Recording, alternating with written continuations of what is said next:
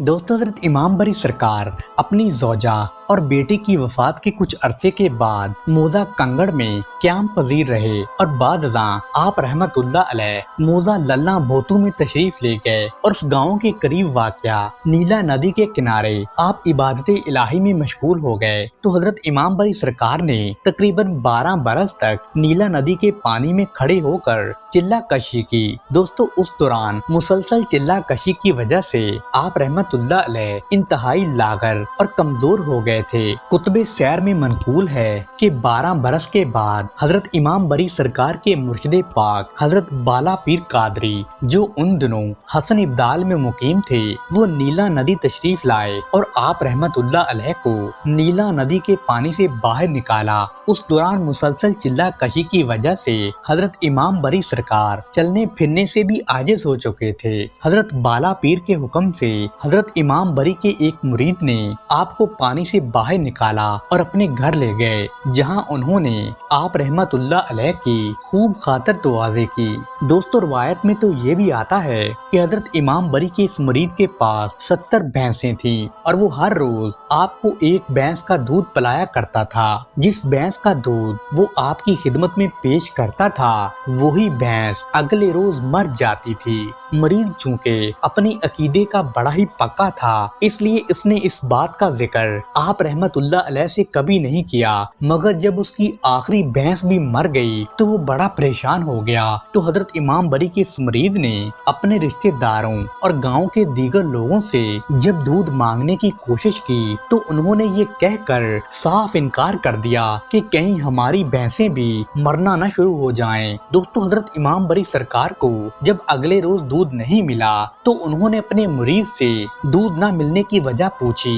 तो आप रहमतुल्लाह अलैह के उस मुरीद ने अपना तमाम वाकया आपकी खिदमत में गोश गुजार कर दिया कि किस तरह उसकी तमाम भैंसें एक एक करके मर गई हैं और अब सिर्फ एक भैंसा ही बाकी बचा है। तो हजरत इमाम बरी सरकार ने मुस्कुराते हुए फरमाया कि जाओ, वो भैंस है, उसका दूध लेकर आओ। उस मुरीद ने जब जाकर भैंसों के बाड़े में देखा तो वाकई ही वो भैंस थी। तो उसने दूध दोहा और मुर्शिद पाक की खिदमत में पेश कर डाला। दोस्तों, अगले रोज वो भैंसा भी दीगर भैंसों की तरह ही मर गया। तो हजरत इमाम बरी सरकार का वो मुरीद परेशानी की हालत में आपकी खिदमत में आया और अर्ज करने लगा कि हजूर, वो आखिरी भैंसा भी अब तो मर चुका है। तो हजरत इमाम बरी ने मुस्कुराते हुए फरमाया कि तुम नीला नदी के किनारे चले जाओ और अपनी भैंसों को नाम लेकर पुकारते जाओ, मगर खबरदार पलट कर पीछे मत देखना। चुनाचे आपका मुरीद आपके हुक्म के मुताबिक नीला नदी के किनारे जाकर अपनी भैंसों को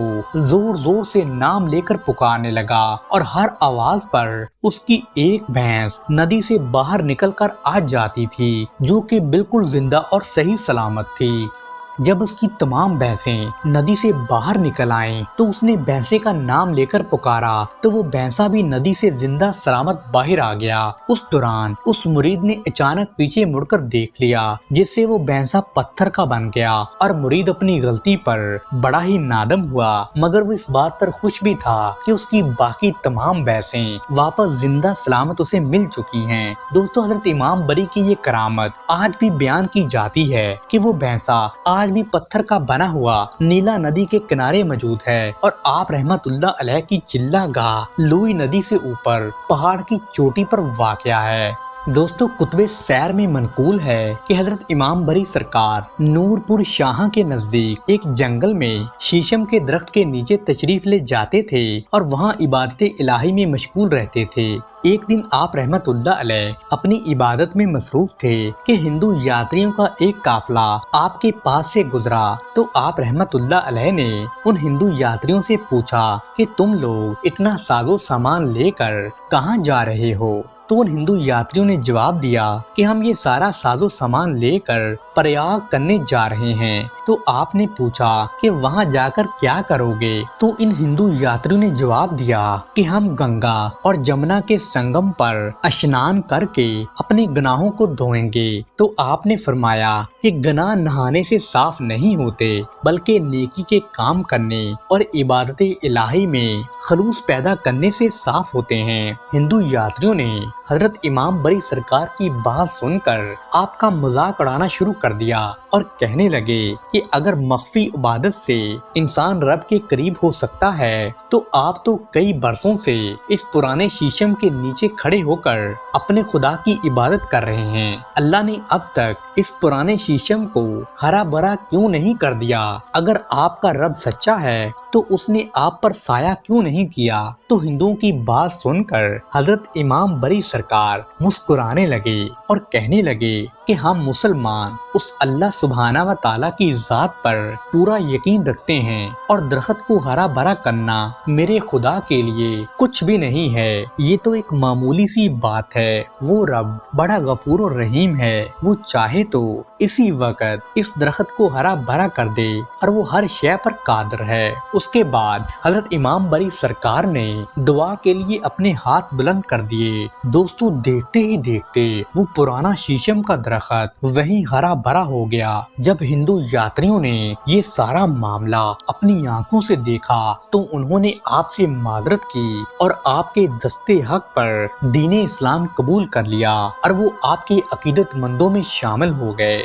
دوستو حضرت امام بری سرکار کے مزار پاک سے شمال کی جانب 2.5 میل کے فاصلے پر پہاڑ کے اوپر 2 غاریں موجود ہیں جو لوئی دندی کے نام سے مشہور ہیں۔ حضرت امام بری سرکار نے لوئی دندی کے ایک غار کو اپنا مسکن بنا لیا تھا اور آپ رحمت اللہ علیہ اس غار کے اندر کئی برس تک عبادت الہی میں مشغول رہے اور حضرت امام بری کی یہ عبادت گاہ آج بھی موجود ہے اور زائرین اس کی زیارت کے لیے آتے ہیں، آپ رحمت اللہ علیہ کی زندہ کرامات کو دیکھتے ہیں۔ دوستو لوئی دندی کے غار میں عبادت کے دوران ایک بدبخت شیطان دیو آپ کی عبادت میں رکاوٹیں پیدا کیا کرتا تھا۔ آپ نے اس دیو کو کئی مرتبہ اس کی شیطانی حرکتوں سے منع کیا لیکن وہ باز نہیں آیا۔ تو ایک روز آپ نے جلالی کیفیت میں اس دیو کو پٹک کر چٹان کے اوپر دے مارا۔ دیو اس چٹان پر گرا اور اس کی ٹانگ نیچے لٹک گئی اور پتھر کی بن گئی۔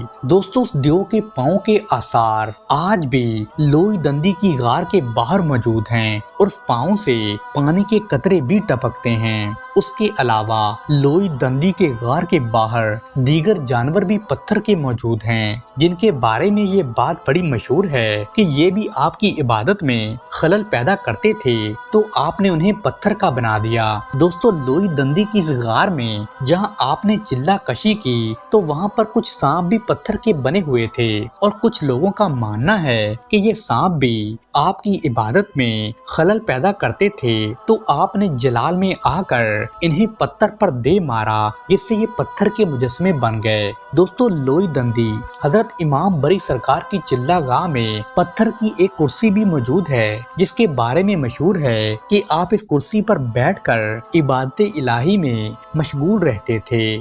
دوستو حضرت امام بری کی چلہ گاہ لوئی دندی کے غار کا دہانہ بہت ہی تنگ ہے اور ایک آدمی بھی بامشکل سے اس غار میں داخل ہو سکتا ہے۔ غار اندر سے جا کر قدرے کشادہ ہو جاتی ہے اور آدمی اندر کھڑا اور بیٹھ بھی سکتا ہے۔ حضرت امام بری سرکار جس زمانے میں اس غار میں چلہ کشی کرتے تھے تو اس وقت انتہائی اونچائی پر نامساعد حالات کے باوجود آپ کئی برس تک بغیر کھائے پیے وہاں موجود رہے، جو آج کے دور میں جانے والے زائرین کو حیرانگی میں مبتلا کر دیتا ہے کہ یہ کیسے ممکن ہے۔ دوستو یہ حضرت امام بری سرکار کی زندہ کرامات لوئی دندی آج بھی موجود ہے جن کو دیکھ کر زائرین کے دلوں میں حضرت امام بری کی عظمت مزید بلند ہو جاتی ہے۔ لوئی دندی کے دوسری غار میں جو آپ رحمت اللہ علیہ کے چلہ والی غار کے بالکل نیچے واقع ہے، اس غار میں بھی کبھی کبھار آپ آرام کی غرض سے تشریف لایا کرتے تھے۔ اب اس غار میں ملنگ رہتے تھے اور یہاں اب زائرین کے لیے لنگر کا انتظام بھی ہوتا ہے۔ دوستو لوئی دندی کے دوسرے غار میں جہاں ملنگ رہتے ہیں وہاں ایک طرف آگ کا مچ جل رہا ہے جس کے بارے میں یہ بات بڑی مشہور ہے کہ یہ مچ عرصہ دراز سے یوں ہی روشن ہے اور لوگ اپنی بساط کے مطابق یہاں پر لکڑیاں ڈالتے رہتے ہیں اور اس کی راکھ کو بطور تبرک اپنے ساتھ لے جاتے ہیں۔ دوستو کہا جاتا ہے کہ بادشاہ ہند بہادر شاہ اول نے جب حضرت امام بری سرکار کی روحانیت کا اتنا شہرا سنا تو وہ آپ کی خدمت میں حاضر ہوا اور آپ کے سامنے اس نے ہیرے جواہرات سے بھرا ایک تھال نذرانے کے طور پر پیش کیا۔